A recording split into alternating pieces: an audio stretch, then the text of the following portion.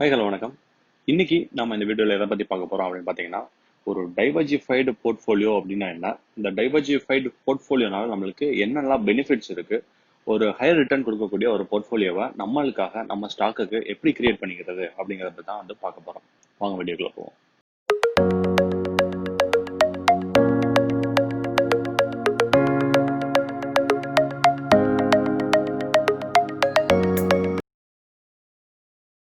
டைவர்ஜிஃபைடு portfolio அப்படின்னா என்ன அப்படின்னு பார்த்தீங்கன்னா, அதாவது நீங்க உங்க இன்வெஸ்ட்மெண்ட்ஸ் பண்றீங்க இல்லைங்களா உங்க ஸ்டாக்ல, அந்த ஸ்டாக்ல இன்வெஸ்ட் பண்றது அப்படிங்கிறத வந்து அதாவது டைவர்ஜிஃபைடா பண்ணணும். அதாவது பலவிதமான பிஸ்னஸ்ல வந்துட்டு நீங்க இன்வெஸ்ட் பண்ணணும், பலவிதமான செக்டார்ல வந்து நீங்க இன்வெஸ்ட் பண்ணணும். அதான் வந்துட்டு டைவர்ஜிஃபைடு போர்ட்ஃபோலியோ அப்படிங்கிறது. இந்த டைவர்ஜிஃபைட் போர்ட்ஃபோலியோனால என்ன பெனிஃபிட் வந்து கிடைக்கும் அப்படிங்கிறத அவங்களுக்கு ஒரு எக்ஸாம்பிளோட சொல்றேன். இப்போ இருக்கக்கூடிய இந்த கோவிட்-19 பேண்டமிக் சுச்சுவேஷன்ல எல்லா செக்டாருமே வந்துட்டு கடந்த ஒரு 4 மாசத்துக்கு முன்னாடி இருந்த ஒரு மார்க்கெட் நிலவரத்தை காட்டிலும் இப்போ நீங்க பாத்தீங்க அப்படின்னா கண்டிப்பா டவுன் ஆகி தான் இருக்கு. அது மட்டும் இல்லாம இப்போ இருக்கக்கூடிய ஒரு டைம்ல வந்துட்டு அது கொஞ்சம் கொஞ்சமா மார்க்கெட் ரிவைவ் ஆகி கொஞ்சம் கொஞ்சமா வந்து இன்க்ரீஸ் ஆகி போயிட்டு இருக்கு.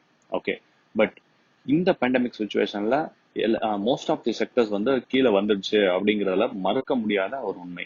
பட் இந்த சுச்சுவேஷன்லயும் ஒரு செக்டார் வந்து நல்ல விதமா பெர்ஃபார்ம் பண்ணுச்சு, ஒரு பாசிட்டிவ் growth வந்து காட்டுச்சு. அது என்ன செக்டார் அப்படின்னு கேட்டீங்கன்னா பார்மசூட்டிக்கல் செக்டார். இதுக்கு காரணம் என்ன இருக்கும்? இதுக்கு காரணம் வந்து ரொம்பவே சிம்பிள். இதுக்கு முன்னாடி அதாவது இந்த பேண்டமிக் ஸ்டார்ட் ஆகிறதுக்கு முன்னாடி நம்மள எத்தனை பேர் வந்து சானிடைசர்ஸ் யூஸ் பண்ணியிருப்போம், நம்மள எத்தனை பேர் வந்து நம்மளோட இம்யூனிட்டியை வந்து பூஸ்ட் பண்ணணும்னு நினைச்சிருப்போம், நம்மள எத்தனை பேர் வந்துட்டு இந்த ப்ராப்பரா வந்து ஹேண்ட் வாஷ் பண்ணியிருப்போம். இதெல்லாம் வந்துட்டு நீங்களே கொஸ்டின் கேட்டீங்க அப்படின்னாலே உங்களுக்கு ஆன்சர் வந்துடும். ஸோ நம்மளோட ஒரு யூசேஜ் வந்து அதிகமாகுது, அதாவது மார்க்கெட்ல ஒரு டிமாண்ட் வந்து அதிகமாகுது. எப்பெல்லாம் வந்து மார்க்கெட்ல ஏதோ ஒரு பிசினஸ்ல ஏதோ ஒரு ப்ராடக்டோட டிமாண்ட் வந்து அதிகமாகுதோ அப்போ அந்த பிசினஸ் அந்த ஒரு செக்டார் வந்து நல்ல ஒரு இம்ப்ரூவ்மெண்ட் காட்டும். அதுதான் வந்து இந்த பார்மசூட்டிக்கல் செக்டார் வந்து இன்க்ரீஸ் ஆகிறதுக்கான காரணம். அது மட்டும் இல்லாம இந்த கோவிட்-19 அகேன்ஸ்டா எந்த கம்பெனி வந்துட்டு மெடிசின் கண்டுபிடிக்க போகுது, எந்த கம்பெனி வந்துட்டு ஒரு வேக்சின் கண்டுபிடிப்பாங்க, இல்லை எந்த கம்பெனி வந்து இதுல அதிகமா இன்வெஸ்ட் பண்ணியிருக்காங்க, இதெல்லாம் பேஸ் பண்ணி இந்த மார்க்கெட் வந்து மக்களுக்கு வந்து ஒரு நம்பிக்கை வந்து வந்துடுது. அந்த பார்மசூட்டிக்கல் இந்த கம்பெனி வந்து கண்டிப்பா கோவிட்-19க்கு இவ்வளவு பணம் வந்து போட்டிருக்காங்க, ஸோ சம்திங் இவங்க ஏதோ பண்ண போறாங்க அப்படின்னு சொல்லிட்டு இவங்க வந்து அந்த ஸ்டாக்ஸை வந்து வாங்குவாங்க. இப்போ ஸ்டாக்ஸ் வந்து எப்போ வந்து அதிகமா வாங்குறாங்களோ அப்போ வந்து டிமாண்ட் ஆகும், அப்போ வந்து ப்ரைஸ் ஹைக் ஆயிரும். இதுதான் வந்து இதுக்கு பின்னாடி இருக்கக்கூடிய ஒரு லாஜிக். ஓகே, இப்போ நான் இதை சொல்ல வரேன் அப்படின்னு பாத்தீங்கன்னா, நீங்க யோசனை பண்ணி பாருங்க. இதே பேண்டமிக் சுச்சுவேஷன்ல நீங்க ஏதோ ஒரு ஏர்லைன் கம்பெனியோட ஸ்டாக்ஸ்ல வந்து நீங்க இன்வெஸ்ட் பண்ணிருக்கீங்க. ஓகே, ஃபார் எக்ஸாம்பிள் நீங்க இண்டிகோ எடுத்துக்கோங்க, ஸ்பைஸ் ஜெட் எடுத்துக்கோங்க, ஏதோ ஒரு சம் ஏர்லைன்ஸ்ல வந்து நீங்க இன்வெஸ்ட் பண்ணியிருக்கீங்க.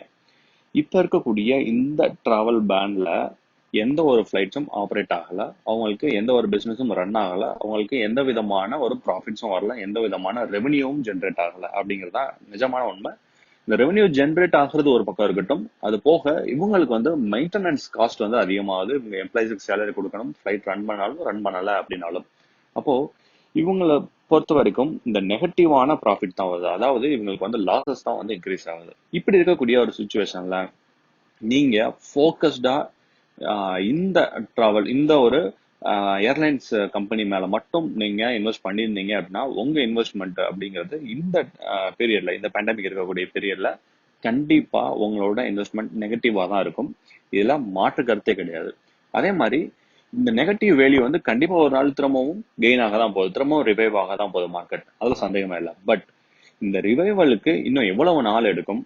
நீங்க உங்களோட இன்வெஸ்ட்மெண்ட்டை ஜீரோக்கு கொண்டு வரதுக்கு எவ்வளவு நாள் எடுக்கும்? அந்த ஜீரோல இருந்து திரும்ப நீங்க பாசிட்டிவ் கொண்டு போயிட்டு உங்களோட ப்ராஃபிட்ஸ் எடுக்கிறதுக்கு இன்னும் எவ்வளவு நாள் ஆகும் அப்படிங்கிறது அன்பிரடிக்டபிள். ஏன்னா திரும்பவும் எப்போ லாக்டவுன் அனௌன்ஸ் பண்ண போறாங்க, திரும்பவும் வந்து எப்போ டிராவல் பேன் அனௌன்ஸ் பண்ண போறாங்க, என்ன ஆகும் அப்படிங்கிறது யாருமே வந்து தெளிவா சொல்ல முடியாது. அப்போ இப்படி இருக்கக்கூடிய ஒரு காலகட்டத்துல நீங்க ஒருவேளை உங்களோட இன்வெஸ்ட்மெண்ட்டை பாதியை வந்து நீங்க ஒரு இந்த ஏர்லைன்ஸ் கம்பெனி மேலேயும் இல்ல பாதியை வந்து ஒரு பார்மசூட்டிக்கல் கம்பெனி மேலேயும் நீங்க போட்டிருந்தீங்க அப்படின்னு யோசனை பண்ணி பாருங்க. ஒரு 1000 ரூபாய் வந்து நீங்க ஏர்லைன்ஸ் கம்பெனி மேல போட்டிருக்கீங்க, இன்னொரு 1000 ரூபாய் வந்து பார்மசூட்டிக்கல்ல நீங்க போட்டிருக்கீங்க.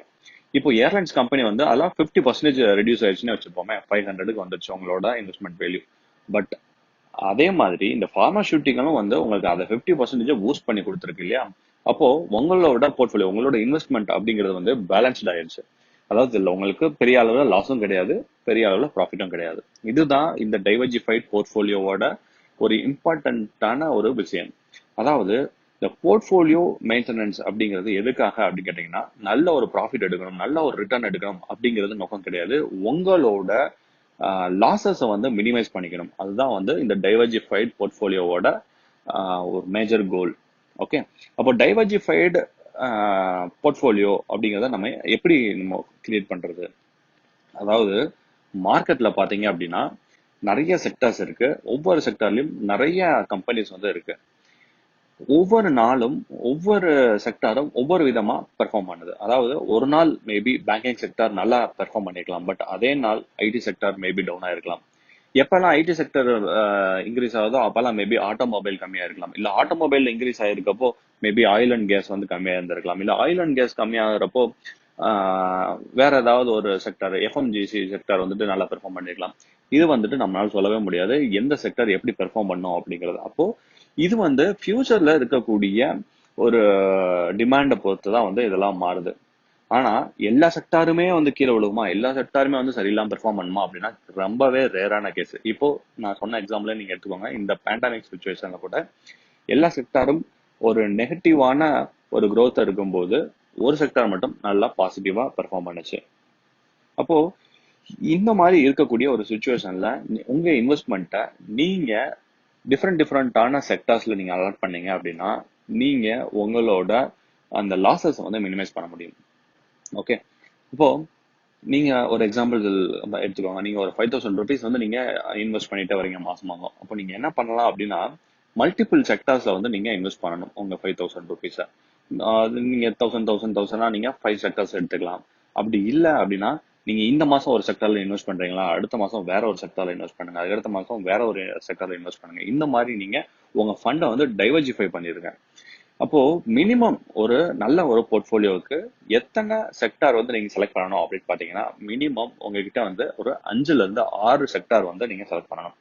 ஒவ்வொரு செக்டார்லயும் எத்தனை கம்பெனி செலக்ட் பண்ணணும் அப்படின்னு பாத்தீங்கன்னா ஒவ்வொரு செக்டார்லயும் மினிமம் ஒரு 2 கம்பெனி, அதாவது நல்ல பெர்ஃபார்ம் பண்ணக்கூடிய ஒரு 2 கம்பெனியாவது நீங்க செலக்ட் பண்ணணும். இந்த ஸ்டாக் செலக்ஷனை பத்தி நம்ம பேசவே கிடையாது. நம்ம பேசுறது உங்களோட போர்ட்ஃபோலியோ மேனேஜ்மெண்ட் எப்படி பண்ணணும் அப்படிங்கறதுதான்.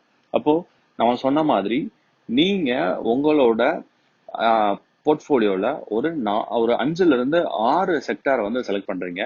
ஒவ்வொரு செக்டார்லயும் ஒரு 2 கம்பெனி செலக்ட் பண்ணி நீங்க இன்வெஸ்ட் பண்றீங்க. ஓகே, இந்த மாதிரி பண்றதுனால என்ன ஆகும் அப்படின்றது நான் முதல்ல சொல்லிட்டேன். உங்களோட லாசஸ் வந்து மினிமைஸ் ஆயிரும். ஒருவேளை ஒரு செக்டார் வந்து சரியா பெர்ஃபார்ம் பண்ணல, இல்ல ஒரு செக்டாருக்கு அகைன்ஸ்டா கவர்மெண்ட்டே வந்து ஏதோ ஒரு ரூல்ஸ் கொண்டு வராங்க அப்படின்னாலும் அது ரிவைவ் ஆகிற டைம் வரைக்கும் மற்ற செக்டார்ல நீங்க பண்ணிருக்கக்கூடிய இன்வெஸ்ட்மெண்ட் வந்து உங்களுக்கு பேலன்ஸ் பண்ணி கொடுக்கும். இதுதான் வந்து இதோட அல்டிமேட் எய்ம். ஓகே, அப்போ எந்த செக்டார்ல எல்லாம் வந்து நான் இன்வெஸ்ட் பண்ணலாங்க அப்படின்ற கொஸ்டின் உங்களுக்கு வரும். இதுக்கு ஆன்சர் உங்ககிட்ட தான் இருக்கு. எப்படி அப்படின்னு கேட்டீங்கன்னா நீங்க என்ன ப்ரொஃபஷனை சேர்ந்தவங்க. இப்போ நீங்க ஒருவேளை ஒரு மெடிக்கல் ஃபீல்ட்ல இருக்கீங்க அப்படின்னா உங்களுக்கு உங்க ஃபீல்டை பத்தி நல்லாவே தெரியும். உங்க ஃபீல்டு எப்படி இருக்கு, உங்க ஃபீல்ட்ல என்னென்ன கம்பெனிஸ் வந்து என்ன மாதிரியான ப்ராடக்ட்ஸ் கொடுக்குறாங்க, அவங்க பிசினஸ் வந்து எப்படி நடந்துட்டு இருக்கு, அவங்க பிசினஸ் மாடல் என்ன, எல்லாமே உங்களுக்கு தெரியும். ஸோ உங்களுக்கு தெரிஞ்ச ஒரு செக்டார்ல உங்களுக்கு தெரிஞ்ச கம்பெனிகள்ல மட்டும் நீங்க இன்வெஸ்ட் பண்ணுங்க. அடுத்து, அப்போ எனக்கு தெரிஞ்சது மட்டும் அப்படின்னு பார்த்தா அப்படின்னா ரொம்ப ஃபோக்கஸ்டா ஏதோ சில கம்பெனி மட்டும் தாங்க இருக்கும், சில செக்டார் மட்டும் தான் இருக்கும், அது மட்டும் நான் இன்வெஸ்ட் பண்ணா அப்படின்னா நீங்க சொல்லக்கூடிய அந்த டைவர்சிஃபைட் போர்ட்ஃபோலியோ வந்து எப்படி நான் கிரியேட் பண்ண முடியும் அப்படின்னு நீங்க கேட்கலாம். கரெக்ட். நீங்க அதுக்கு என்ன பண்ணணும் அப்படின்னா உங்களுக்கு தெரிஞ்ச ஒரு செக்டரை செலக்ட் பண்ணி போடுங்க. அதுக்கப்புறமா உங்களுக்கு நெக்ஸ்ட் லெவல் தெரிஞ்ச, அதாவது இப்போ நான் எடுத்துக்கிட்டீங்க அப்படின்னா ஒரு சிவில் இன்ஜினியர் பொறுத்த வரைக்கும் இந்த கன்ஸ்ட்ரக்ஷன் ஃபீல்டு எப்படி இருக்கு, கன்ஸ்ட்ரக்ஷன் எக்யூப்மெண்ட்ஸ் வந்து எந்தெந்த கம்பெனிஸ் எல்லாம் வந்து கிரியேட் பண்றாங்க, எந்த கம்பெனிஸோட பிசினஸ் மாடல்ஸ் வந்து நல்லா பெர்ஃபார்ம் பண்ணிட்டு இருக்கு, இதெல்லாம் வந்து என்னால ஈஸியா ஐடென்டிஃபை பண்ண முடியும். பட் நான் வந்து ஒரு மெடிக்கல் ஃபீல்டை போய் நான் பார்க்கறேன் அப்படின்னா எனக்கு ஓரளவுக்கு கம்பேர் வித் மை டிபார்ட்மெண்ட் எனக்கு வந்து அந்த அளவுக்கு ஒரு நாலேஜ் இருக்காது கண்டிப்பா. அப்போ நான் அந்த இடத்துல என்ன பண்ணலாம் அப்படின்னா நீங்க ஏதோ ஒரு ஸ்கிரீனர்ஸ் யூஸ் பண்ணுங்க. நிறைய ஸ்கிரீனர்ஸ் இருக்கு நம்ம இதுலயே, நம்ம சேனல்லயே வந்துட்டு இந்த பயோட்ராஸ்கி ஸ்கிரீனர் வந்து நம்ம சொல்லியிருந்தோம். பயோட்ராஸ்கி ஸ்கோரிங் சிஸ்டத்தை பத்தி சொல்லியிருந்தோம், ஃபண்டமெண்டல் அனாலிசிஸ் சொல்லியிருந்தோம், ஸ்வாட் அனாலிசிஸ் சொல்லியிருந்தோம். இந்த மாதிரியான அனாலிசிஸ்லாம் நீங்க மற்ற செக்டார்ல மற்ற பிசினஸ்ல வந்து நீங்க பண்ணிட்டு நீங்க அதுக்கான ஸ்டாக்ஸ் வந்து பர்ச்சேஸ் பண்ணலாம். நீங்க எப்பெல்லாம் வந்து உங்க ஸ்டாக்ஸை மல்டிபிள் செக்டார்ஸ்ல இன்வெஸ்ட் பண்றீங்களோ அப்பெல்லாம் உங்களுக்கு நல்ல ரிட்டர்ன் கிடைக்கும். அது மட்டும் இல்லாம லாசஸ் வரும்போது உங்களோட லாசஸை வந்து நீங்க மேக்சிமம் மினிமைஸ் பண்ணிக்க முடியும். இன்னைக்கு இந்த வீடியோல நம்ம சொல்லியிருக்கக்கூடிய இந்த டைவர்சிஃபைட் போர்ட்ஃபோலியோ அதோட அவசியம் என்ன, அது எப்படி பண்ணணும் அப்படின்னு நம்ம சொன்னது உங்களுக்கு கண்டிப்பா புரிஞ்சிருக்கும்னு நினைக்கிறேன். உங்களுக்கு இதுல எந்த விதமான டவுட் இருந்தாலும் நீங்க தாராளமா கமெண்ட் செக்ஷன்ல கமெண்ட் பண்ணலாம். அது மட்டும் இல்லாம நீங்க எந்தெந்த செக்டாரை வந்து ப்ரிஃபர் பண்றீங்க, எந்தெந்த செக்டார்லாம் வந்துட்டு நல்லா இருக்கும் அப்படின்னு நீங்க நினைக்கிறீங்க அப்படிங்கிறத இந்த கமெண்ட் செக்ஷன்ல போடுங்க. அது மட்டும் இல்லாம ஒவ்வொரு செக்டார்லயும் நீங்க இன்வெஸ்ட் பண்றீங்க அப்படின்னா எந்தெந்த கம்பெனிகள்ல வந்து நீங்க இன்வெஸ்ட் பண்ணுவீங்க அப்படிங்கிறதையும் நீங்க கமெண்ட் செக்ஷன்ல கமெண்ட் பண்ணுங்க. அப்போ நம்மளுக்கு வந்து ஒரு ஓவரால் ஐடியா கிடைக்கும். என்ன மாதிரியான ஒரு செக்டாரு, என்ன மாதிரியான கம்பெனிஸ் வந்துட்டு நீங்க உங்க அதாவது வியூவர்ஸா இருக்கக்கூடிய நீங்க, ஒரு இன்வெஸ்டரா இருக்கக்கூடிய நீங்க ஒரு ஆசைப்படுறீங்க அப்படிங்கிறது. அப்போ ஒரு ஃப்ளோ, மார்க்கெட்டோட ஃப்ளோ என்ன மாதிரியா இருக்கு அப்படிங்கிறத நானும் தெரிஞ்சுக்க முடியும். அது மட்டும் இல்லாம நம்மளோட மற்ற வியூவர்ஸும் வந்து கண்டிப்பா அதை தெரிஞ்சுக்க முடியும். ஓகே, உங்களுக்கு இந்த வீடியோ பிடிச்சிருந்தது அப்படின்னா கண்டிப்பா இந்த வீடியோ லைக் பண்ணுங்க. அது மட்டும் இல்லாம வீடியோ மற்றவங்களோட ஷேர் பண்ணுங்க. மீண்டும் அடுத்த ஒரு வீடியோவில் உங்களை சந்திக்கும் வரை உங்களிடமிருந்து விடைபெறுவது பிரபாகர் சேகர். தேங்க்யூ. நீங்கள் இந்த சேனலுக்கு புது வியூவராக இருந்தால் மறக்காமல் சேனலை சப்ஸ்கிரைப் பண்ணுங்கள். அதோடு சேர்த்து பக்கத்தில் இருக்க பெல் ஐக்கானையும் கிளிக் பண்ணுங்கள்.